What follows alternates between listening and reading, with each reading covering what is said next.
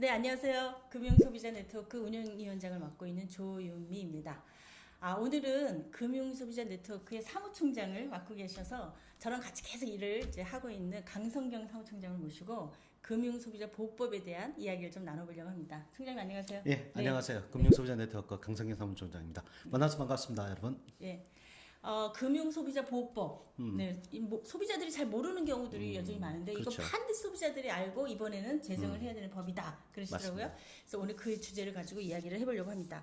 네, 오늘 주제는 금융소비자 보호법인데요.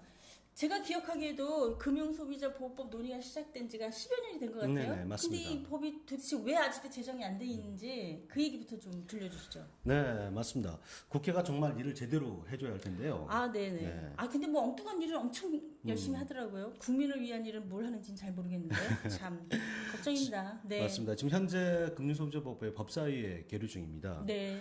이 금융소비자보호법은 네. 현재 여러 법률에 흩어져 산재된 네. 금융소비자보호 정책과 네. 제도들을 포괄적으로 규정하고 네네. 또 체계적이고 일괄적으로 네. 추진하기 위한 기본적인 법의 기본적인 성격을 법. 예. 그럼 그동안 우리가 금융 소비자들이 이렇게 많은데 네. 이런 기본적인 법도 안 돼 있었던 얘기잖아요. 네네, 맞습니다. 참. 예. 그리고 이 법이 네. 지금 현재 20대 국회에 처음 발의된 것은 아닙니다. 네. 아까 말씀하신 것대로 한 9년 정도가 됐습니다. 네.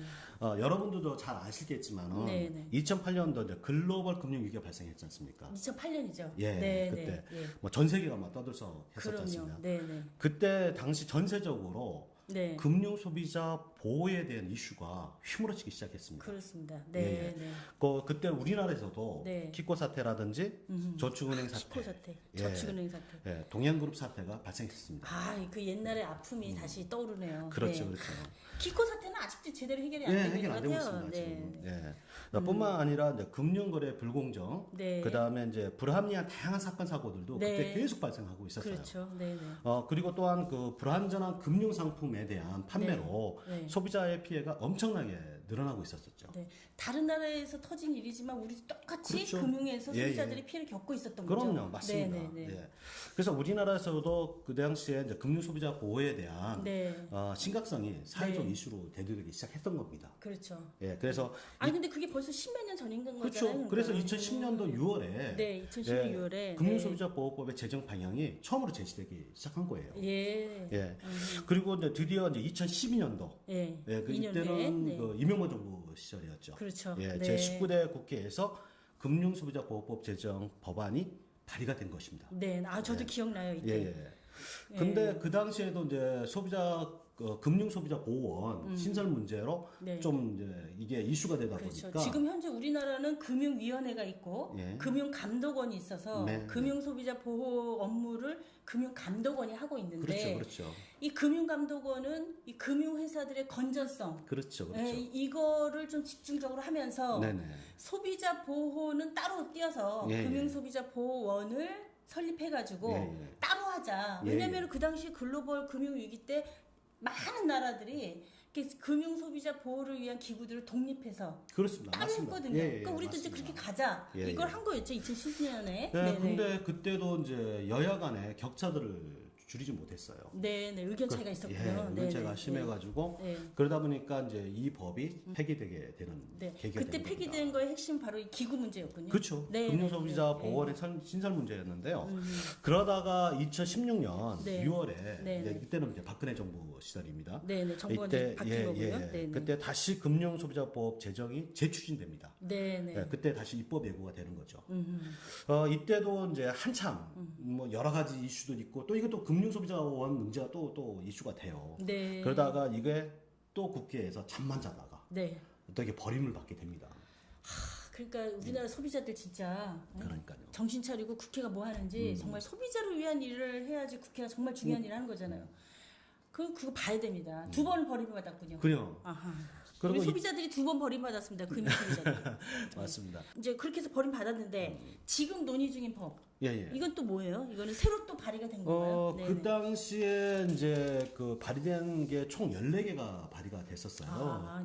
그 중에 9개가 그 시한 만료가 돼가지고 이제 폐기가 됐습니다. 네네. 그 중에 5개가 남았지 않습니까? 5개. 예, 그 5개가 지금 현재 발의된 금융소비자보호법이 2017년 5월에 네. 20대 국회에서 이제 발의가 됐는데요. 네네. 그때는 이 5개 법안, 그때는 이제 의원 발의 법안이 한 4개가 네, 있었고요. 있고, 네. 네, 정부 발의 법안이 1개가 있었는데 네. 요 5개로 다시 제출이 된 것입니다. 아, 그럼 예. 지금 논의 중인 거는 요 5개 법안 그렇죠. 가지고 논의하고 있는 예, 거군요. 예, 예. 네네. 그래서 그때도 이제 아까도 잠깐 이제 말씀드렸지만 2016년도에 네. 예, 금융소비자보호원 신설 문제가 이슈가 됐잖아요. 네, 금융감독원의 입장에서는 아까 말씀드린 것처럼 소비자 정책에 대한 부분을 별로 따로 소비자 보호를 따로 업무 기능을 한다라고 네. 하는 거는 기능이 되게 중요한 건데 네. 금융감독 입장에서는 네. 좀 이렇게 자기 일을 이제 뺏기는 그렇죠. 거죠. 네. 그러니까 강력하게 이제 항의가 있었죠. 네, 반발도 네. 있었고 네. 금융회사 입장에서도 네. 또 하나의 시어머니가 생긴다고 생각하는 거잖아요. 아, 그렇지. 예, 네. 그래서 또 하나의 그 감독 기관이 생기는 것이기 때문에 네.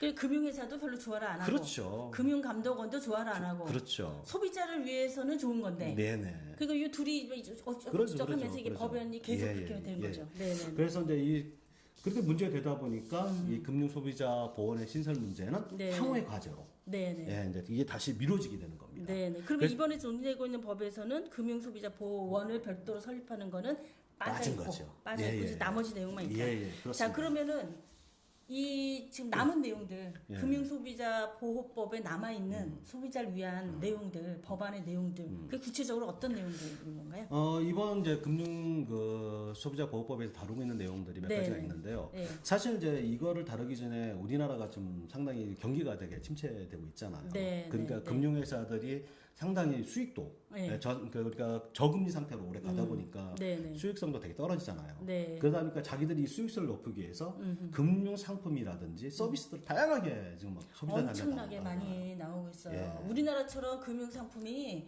그렇게 그러니까. 버라이어티한 나라가 별로 그렇죠, 없어요. 그러니까 아무리 들여다봐도 알 수가 없어요. 그리고 예. 뭐 약관이라고 이따가는 책인데 글씨도 깨알 같아가지고 뭐 봐도 뭔 말인지 모르겠고. 예.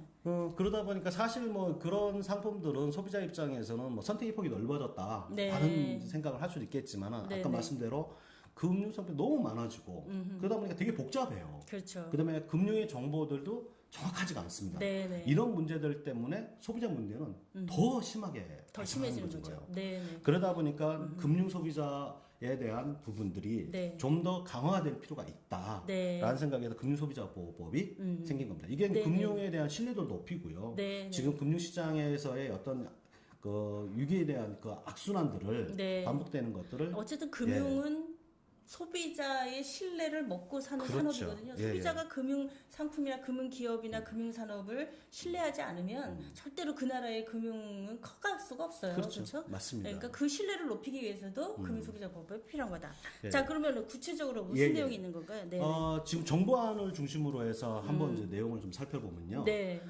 먼저 이제 금융 상품과 네. 그다음에 우리가 판매 채널들 있지 않습니까? 그렇죠. 이 유형들을 재분류하는 겁니다. 아, 분류를 아예 다시 예, 한다. 예, 재분류하고 그래서 네. 동일 기능, 그다음에 동일 이제 규제 원칙을 동일 적용합니다. 기능의 동일 규제. 규제를 이제 적용하는 네, 겁니다. 네. 그리고 6대 판매 행위 원칙이라는 게 있습니다. 6대 판매 예, 행위 원칙. 예, 그것을 이제 전 금융 상품에 다 확대하자. 다 확대하자. 아, 어디는 하고 어디는 안 하고가 예, 예, 아니라 예. 이제 다 모두 통합해서. 자, 그러면 이제 6대 판매 행위 원칙이라고 하셨는데 네. 그 6대 판매의 6가지 뭔가요?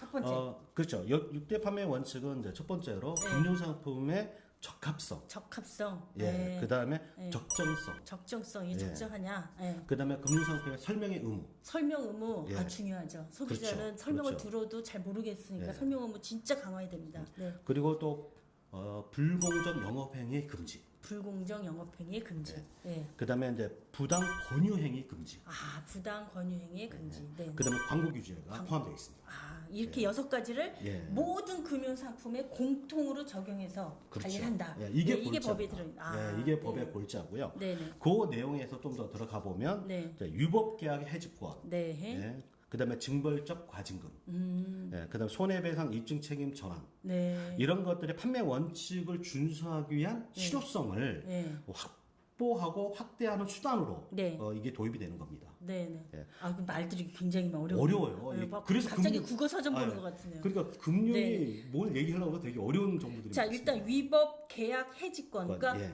제대로 절차에 맞춰서 계약하지 않은 거는 해지할 권리가 소비자에게 있다. 그 얘기인 것 같고. 맞습니다.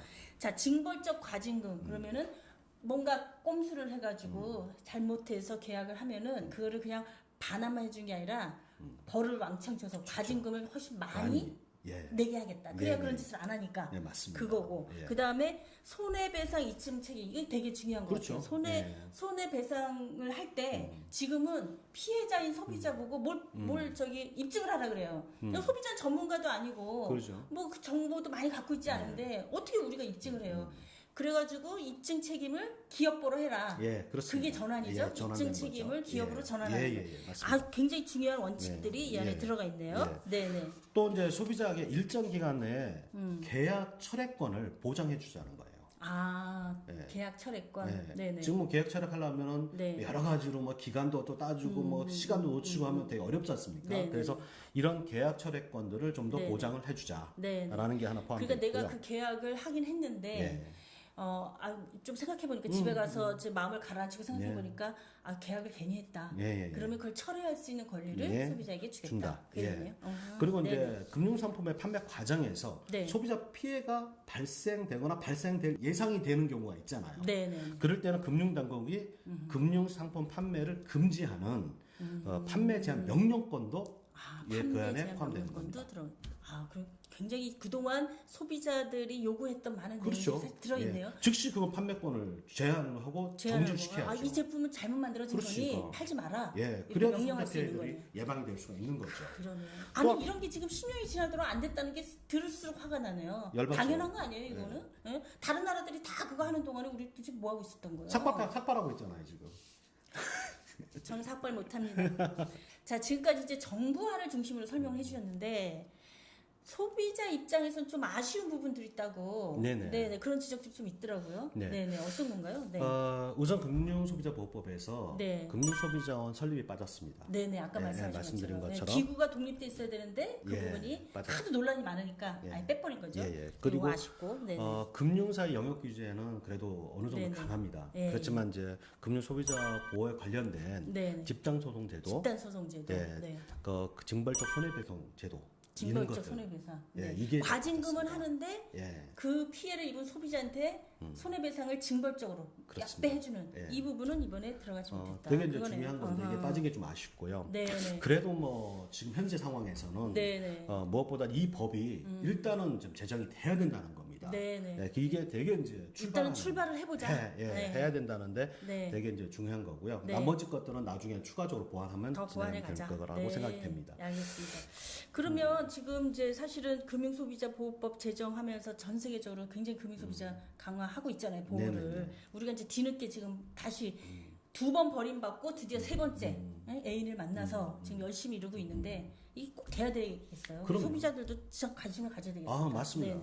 그래서 뭐 전에 뭐 24일 날 뭐 이제 그 전재수 국회의원하고 그 소비자 단체들이 더불어민주당의 전재수 국회의원하고 하고 우리가 이제 금융소비자보호법 제정 촉구를 네. 위한 네. 소비자 단체로 공동 포럼을 한 적도 공동 있었습니다. 포럼을 했죠. 네네. 뭐 그 전에도 뭐 공동 성명도 하고 네. 이런 것처럼 금융소비자보호법에 대한 이번 20대 국회에서 반드시 꼭 예, 네. 정말로 네. 예, 이게 통과될 수 있도록 네네.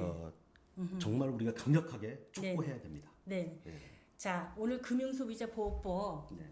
두 번 버림받고 세 번째 논의하고 있는데 반드시 이번엔 돼야 되겠다 하는 필요성에 대해서 또 내용이 뭔지 하는 걸 설명해 주셨습니다. 자, 이번에 우리 진짜 금융소비자보호법 꼭 만들어 보자고요. 네. 네, 우리 금융소비자 네트워크 열심히 뜰 테니까 우리 소비자분들도 관심 가져주시고 그 관심의 표현은 뭐냐? 구독, 또 좋아요 많이 눌러주시면 됩니다. 제가 금융소비자보호법 하면은 화이팅 하고 끝낼까요, 우리? 아 좋습니다. 네, 자 우리 이 화면 보고 계신 모든 시청자들도 같이 해요. 네, 금융소비자보호법 화이팅! 반드시 제정합시다.